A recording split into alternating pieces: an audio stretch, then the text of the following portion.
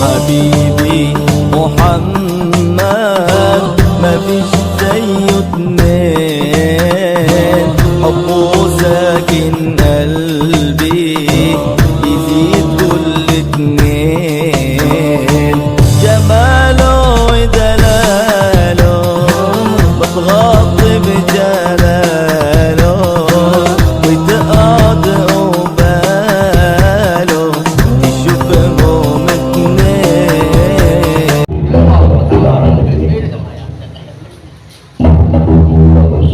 ونسلم على رسوله الكريم حامدا ومصليا ومسلما أشهد أن لا إله إلا الله وحده لا شريك له وأشهد أن سيدنا محمدا عبده ورسوله لا نبي بعده. اللهم صل وسلم على سيدنا محمد sallallahu alaihi wasallam wa ala alihi wa ashabihi ajma'in, amma ba'du.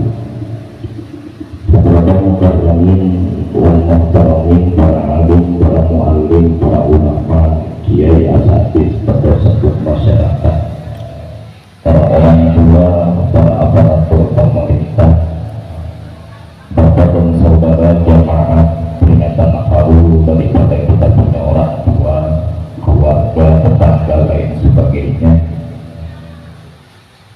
Puji syukur kepada Allah Subhanahu wa Ta'ala, malam ini kita panjatkan sholawat serta seiring salam kepada Nabi Muhammad Sallallahu Alaihi Wasallam serta keluarga, sahabat dan pengikutnya sekalian yang taat hingga yaumil qiyamah.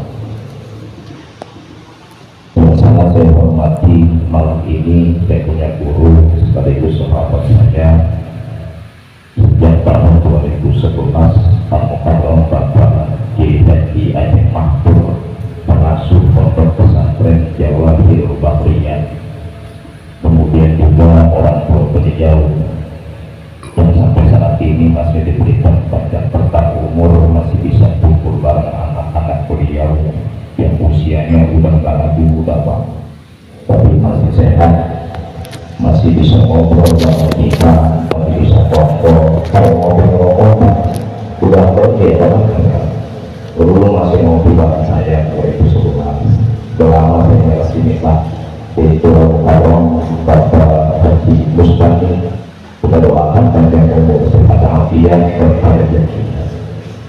Seluruh para orang tua kita, para guru kita, Mukarram Bapak Ustaz Samudi, Bapak Ustaz Fadil Sufi, Bapak Ustaz Hamadu, Bapak Ustaz Tobi, Bapak Ustaz Solehi, dan Bapak Ustaz Rabib, seluruh asatidz yang begitu banyak hadir pada malam hari ini. Tentu saya paham betul kalau kita memperingati haul berarti kita lagi menyeritai orang mati. Yang pada malam ini kita cerita daripada haul memperingati perjuangan orang tua kita yang sudah lama meninggal dunia, keluarga besar dari para guru kita, Mukarram Bapak Haji Aceh Mahfur, dan khusus malam ini kita peringati haulnya daripada Kok Haji Sarkin bin Kok Haji Maian yang ke-26 serta seluruh keluarga besar beliau yang begitu banyak, yang mudah-mudahan Allah ampuni segala dosa, Allah terima amal ibadah serta dijadikan hukumnya sebagai tangan-tangan surga Allah Subhanahu wa Ta'ala. Bapak dan saudara sekalian, peringatan haul begitu penting buat kita sebagai anak, cucu, keponakan dan lain sebagainya, dalam rangka kita mengangkat jelaskan akan segala perjuangan orang tua kita, kakek atau nenek kita yang dulu perjuangan beliau begitu susah payah buat kita sebagai anaknya supaya menjadi anak yang solih-solihah, walaupun pada ujung-ujungnya pada melakut semua, pada bandel, pada glamor yang kadang-kadang capek banget orang tua kita mengurusi kita, tapi setidaknya itu adalah semua jasa dua orang tua kita.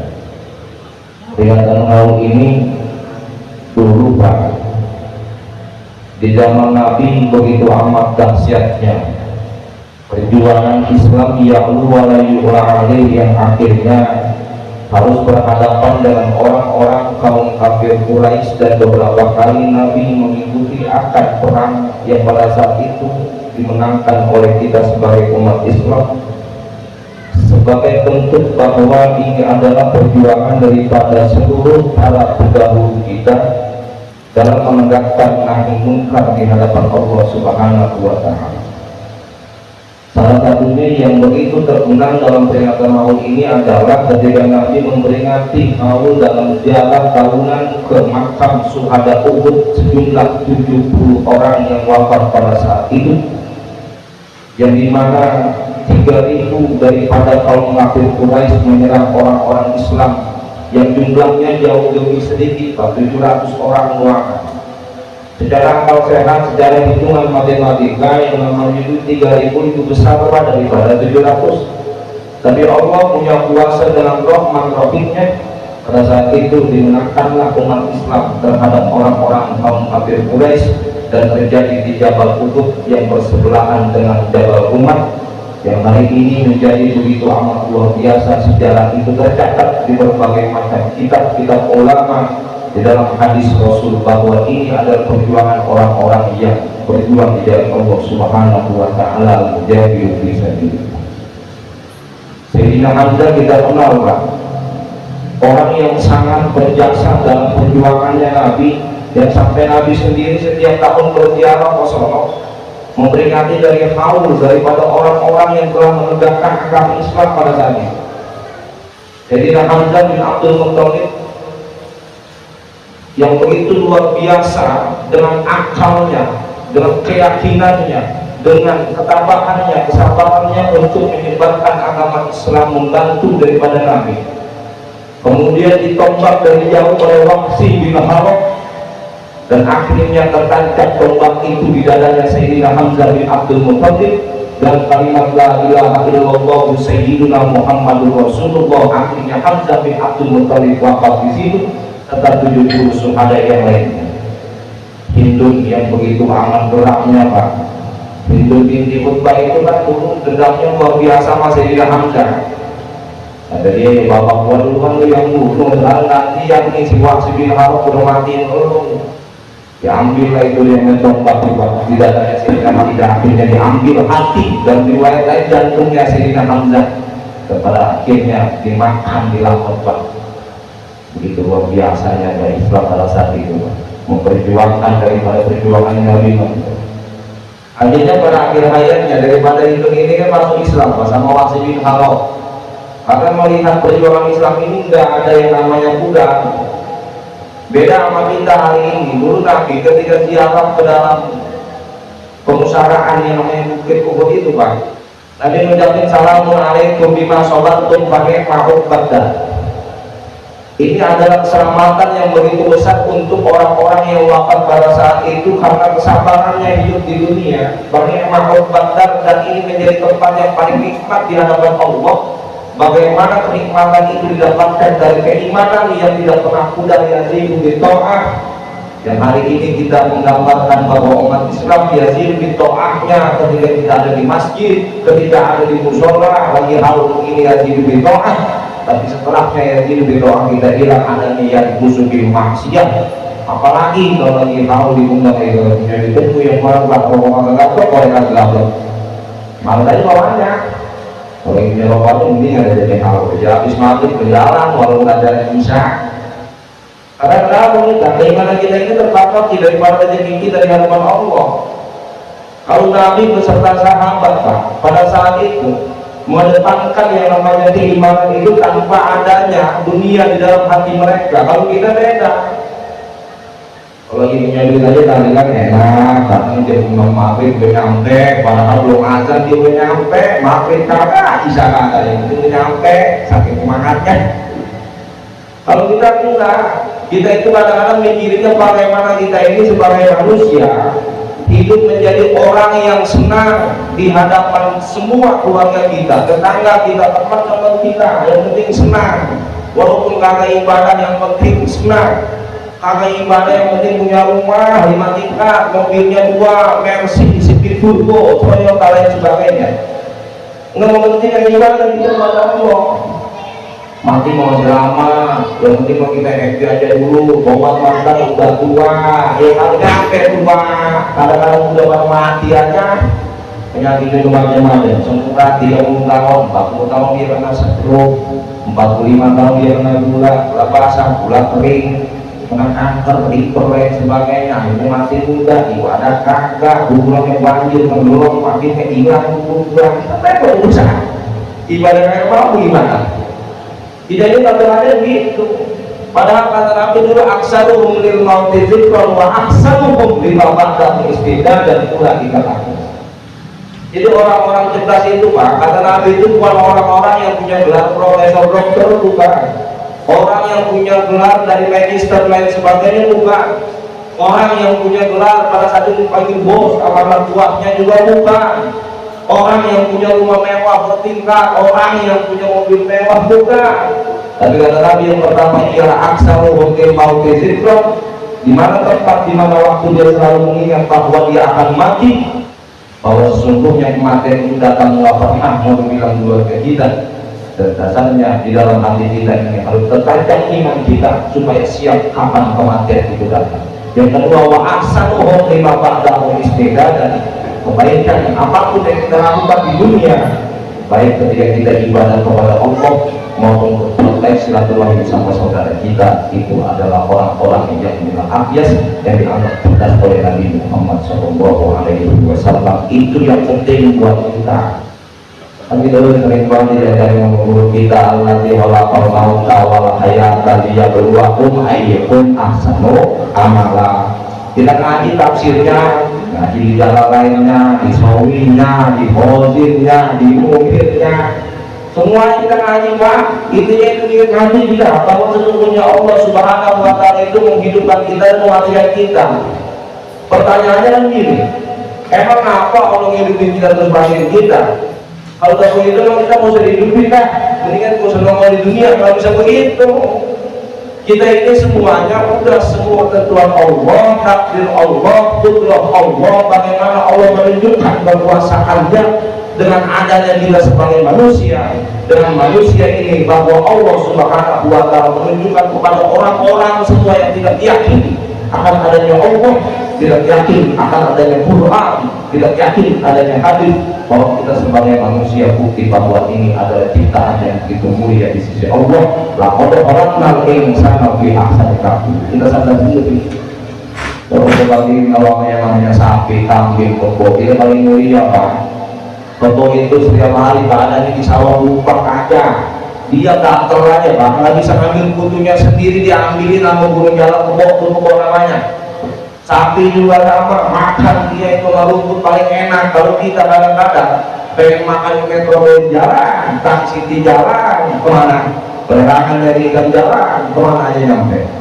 Kita dikasih keistimewaan oleh Allah fi ahsani taqwim, bahwa ini kita adalah orang yang paling mulia di sisi Allah Subhanahu wa Ta'ala, yang istimewa Allah ciptakan daripada jin, malaikat, syaitan dan lain sebagainya. Mereka tidak bisa belanja metropolitan city, tapi kita bisa belanja Pak. Mau lebaran, buyang yang bukan main, nyari baju yang paling mahal, kain yang paling mahal. Lalu kalau pada aja mulia, akan jadi lebaran, dia ada gak berduit kagak.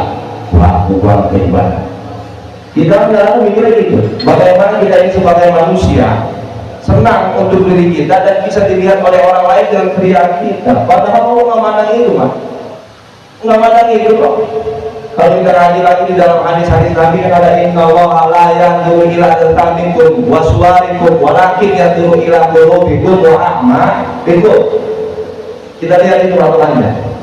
Allah itu nggak lihat pakaian kita ini mahal apa enggak, lebaran, Idul Fitri pakai sarung tangan 440, bukan 420 lagi, 440. Kalau itu duit THR sama gaji dibangun bocah doang, akhirnya membini anaknya kagak makan lebaran, mati kelaparan gara-gara kain pakai 440.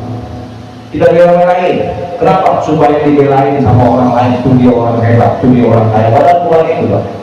Bagaimana kita ini sebagai manusia pakai pakaian yang sederhana, apa adanya, ibadah jalan terus, enak, apa ngapainnya, cukup apa adanya, sama yang ngasih doang juga enak makan. Kita ini kadang-kadang nggak nyontoh kalau orang tua kita dulu, kalau hadis kayak gitu Pak. Kalau zaman sekarang bang, kita pengen apa-apa belanja di mall. Kalau misalnya kan dulu zamannya sawah masih banyak banget ya, waktu sekarang masih ada. Mau setiap hari ngerupu, setiap hari nanggung kagak ada, nanggung maju kagak ada. Kalau nanggung maju habis itu teman itu yang kayak hari hancur semua, kita berapa namanya. Begitu hebatnya orang tua kita mengedepankan keyakinan kepada Allah, ngurusin anak-anaknya walaupun orang tua kita kagak kuliah, kagak pernah yang namanya itu lulus sarjana, magister, doktor dan lain sebagainya. Tapi orang tua kita bisa ngurusin anaknya 10 enak aja ngurusin dia. Makanya tiba nama yang namanya itu doang tuh ikan asin, kadang-kadang nggak punya kompor gas pakai tembakan tuh dibakar sama kayu ya, enak aja udah. Piringnya 3 doang, anak 10, kalau kali dan akal pakai nampan dia makan bareng-bareng, kalau nampan dia pakai cobek, dia colek-colek itu sambal, enak aja pak. Beda sama kita sekarang makan sama yang nasi dong, bini habis dong diobrolin, padahal nasi duitnya dibagi 15.000, pengen makan yang enak-enak lagi doang. Kita kadang-kadang ada diri. Makanya Allah Subhanahu wa Ta'ala itu melihat dari ibadah kita, bagaimana kita itu mendapatkan dan sering muttaqin balasan bagi orang-orang yang bertakwa. Kita itu harusnya sadar diri, pengen masuk surga ya tentu surga dengan ibadah. Jangan pengen masuk surga tentunya pakai perjudian, pakai kemaksiatan. Pengen dapat duit banyak sekarang kita repot 20.000 biar dapat 5 juta, bukan ada sabar malam. Kita bela-belain di lagi itu namanya HP. Dewanya Dewa Zeus, bisa bapak kayak di luar air, maju 66 sama 33. Kalau 66 neraka 33 ayat ngaji di mana begitu angkanya. Kita kayaknya begitu, dia percaya. Dikasih menang 5 juta sekali, akhirnya besok kejadian dia masang lagi sampai 10 juta, berarti 10 juta kurang 5 juta, kita rugi 5 juta. Kalau mikirnya untung aja sih, udah menang 5 juta, alhamdulillah. Ada yang pakai alhamdulillah, bukan lagi menang judi aja alhamdulillah. Mereka juga kayak ternyata yang menghitungnya itu gimana, dia pakai alhamdulillah lagi, menang judi. Ya alhamdulillah ada cara kebaikan, cuma kan itu judinya yang haram. Kita tidak tahu salah bahwa sesungguhnya Allah melihat daripada ibadah kita, bukan dari banyaknya harta kita. Boleh banyak harta, tapi dengan jalannya Allah, dengan kebaikan-kebaikan kita, dengan jalan yang halal di hadapan Allah Subhanahu wa Ta'ala. Man qara'a al-Qur'ana lam yuhilla halalahu wa lam yuharrim haramahu kana minal ladzina nabadhu kitaballahi wara'a zuhurihim. Tapi baik ketika dulu. Nabi dia bahwa sesungguhnya nanti di akhir zaman banyak orang-orang yang membaca Qurannya begitu pasti. Dia itu pada saat itu dia tahu hukumnya, ini adalah halal, ini adalah haram. Dia tahu bahwa ini adalah tafsirnya, ini penjelasannya, tapi dia nggak mau melaksanakannya. Ketika itu dia katakan ini adalah sesuatu yang diharamkan Allah, ada hal diharamkan Allah. Ini namanya membolak-balikkan hukum, dan ini terjadi sekarang. Sesungguhnya itu adalah dulu Nabi. Itu adalah orang-orang yang kana minal ladzina nabadhu kitaballahi wara'a zuhurihim, orang-orang yang membuang Al-Quran ke belakang punggung mereka sendiri. Na'udzubillah min dzalik. Mudah-mudahan kita akan masuk orang-orang seperti itu. Kenapa? Karena orang-orang yang jauh dari Quran, tenangnya itu akan dapat di hatinya. Beli saja setiap hari, bawaannya kurang aja, bahwa kehidupan dia itu harusnya dengan duit, jalannya dengan duit, senyumnya dengan duit, senangnya dengan duit, kemana-mana harus pakai duit. Iya betul, tapi jangan sampai kita tahu duit dalam hati kita. Ketika kita tahu dunia dalam hati kita, ketika hilang kita pada saat itu putus asa nyalain Allah melulu, akhirnya ibadah jalan terus, susah juga jalan terus, Allah disalahin sama dia. Allah bagaimana nantunya ini orang kan dia berbagai ibadah, ada yang menjawabnya lagi ibadah setiap hari, subuh setengah 5 jam 4 udah nyampe, maghrib jam 6:09 jam setengah 6 dia udah nyampe, susah mau jalan terus karena kaya ibadah biasa lagi. Padahal Allah Subhanahu wa Ta'ala nyuruh kita, wa ma umiru illa liya'budullaha mukhlishina lahu-d-din. Ketika Allah perintahkan untuk ibadah kita kepadanya dengan ikhlas dan yakin, Allah bakal kasih ziyadatul khair buat kita, Pak. Ziyadatul khair itu kekenangan dalam hati kita, sehat, anak kita soleh semua, apalagi istri kita nurut soleha, itu adalah rezeki yang luar biasa hasil daripada apa keikhlasan kita. Jadi jangan sampai keikhlasan kita ini kita kaitin biar dapat duit. Nah juga. Nih, kita ngaji gini ya. Kita ngaji man jaa bil hasanati falahu asyru amsalihha wa man jaa bis sayyi'ati fala yujza illa mislaha wa hum la yuzlamun. Kalau kita artiin secara global kan gini gampangnya. Kalau kita ngelakuin satu kebaikan 10 Allah balas. Kalau kita sedekah 10.000, 100.000 bakal kita dapat, begitu ya. Itu akal kita. Tapi kalkulator Allah nggak begitu. Kalkulator Allah tuh begini. Ketika kita sedekah 10.000, ya belum tentu dapat 100.000, belum tentu dapat 1 juta. Tapi anak kita sehat, istri kita sehat, semuanya keluarga kita jauh daripada musibah, cobaan, ujian, itu lebih daripada 1 juta. Bangun tidur dan anak sehat, sekolah ngaji ngaji, itu kan mahal Pak, nggak bisa kita beli sama duit.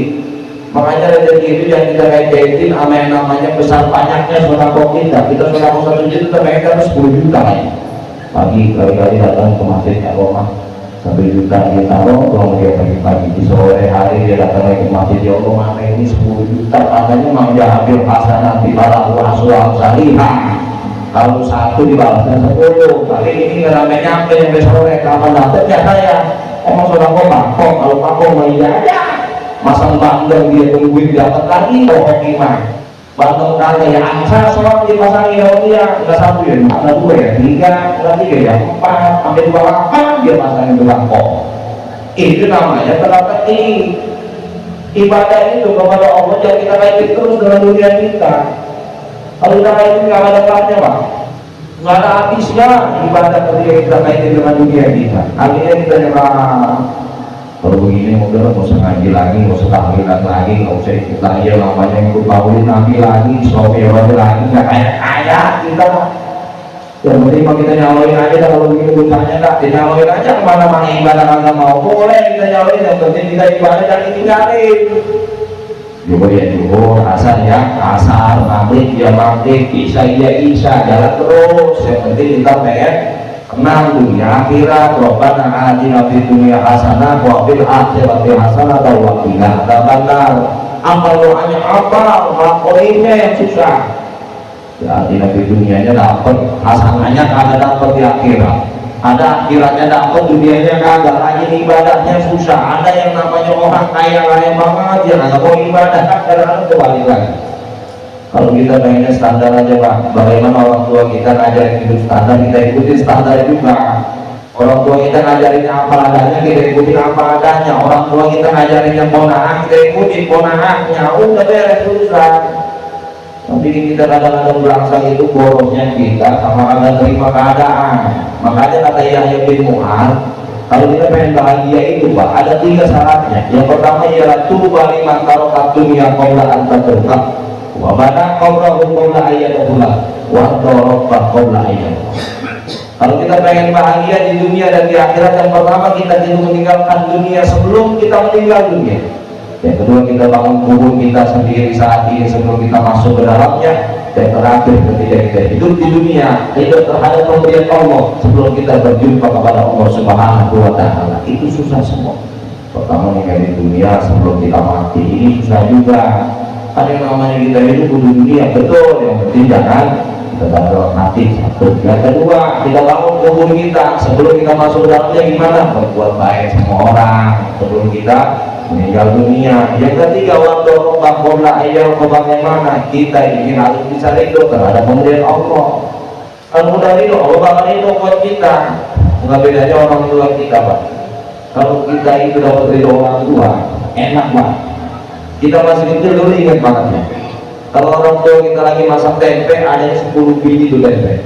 Baru makan 4 biji doang, kita nyomot tuh. Orang tua kita pengen marah, nggak jadi marah. Karena melihat anaknya dia ridho kepada kita, walaupun udah kesal banget itu Pak. Allah juga begitu kita. Kalau kita itu dari sayang banget, bagaimana caranya kita diperintahkan sama Allah, kita cari caranya kepada Allah, gimana caranya. Kalau ibadah kita sholat maghrib, isya, subuh, terus asar, berdoa kita laksanain, gimana kita pengen dekat kepada Allah, Allah pasti dekat buat kita. Kita yang jauh aja, Allah juga bakal jauh Pak. Kalau kita dekat sama orang tua dekat sama kita. Pengen apa juga dilakonin sama orang tua kita. Kalau kita dekat sama bini kita ketahui kita. Ada yang kagak bisa tahu karena kita ini nggak mau komunikasi jauh aja. Akhirnya miskomunikasi kepada Allah, miskomunikasi orang tua, miskomunikasi kepada keluarga, miskomunikasi, akhirnya hancur kita. Nah itu sebenarnya yang dibuat kita. Oleh karenanya, mari bersama kita rapikan daripada kehidupan kita, langkah kita yang mungkin kemarin masih banyak salahnya, banyak hilangnya, kurangnya, mudah-mudahan Allah berikan jalan yang lurus, ihdinas siratal mustaqim. Kita ibadah kepada Allah Subhanahu wa taala dengan baik dan tenang sesuai dengan fikihnya, syarat ukurnya yang ada di kitab ulama, Fathul Mu'in, Bughyatul Muqtadir, Nihayatul Muqtadir, Oke, Muqtadir dan lain sebagainya. Dan oleh itu kita bersama. Dan terakhir kita berdoa semoga almarhum mohon disarki yang segala dosa diterima amal ibadah serta dijadikan guru beliau sebagai taman-taman surga Allah Subhanahu wa taala. Seluruh almarhumin, almarhumin, almarhumin orang tua kita, mudah-mudahan kita, sahabat-sahabat kita juga sama. Allahumma ighfir lahum warhamhum wa'afihim wa'fu anhum waj'alil jannata ma'wahum wa ma'wahum al-fatihah. A'udzubillahi minasyaitonir rajim. Bismillahirrahmanirrahim. Alhamdulillahirabbil alamin arrahmanirrahim maliki yaumiddin. Iyyaka na'budu wa iyyaka nasta'in.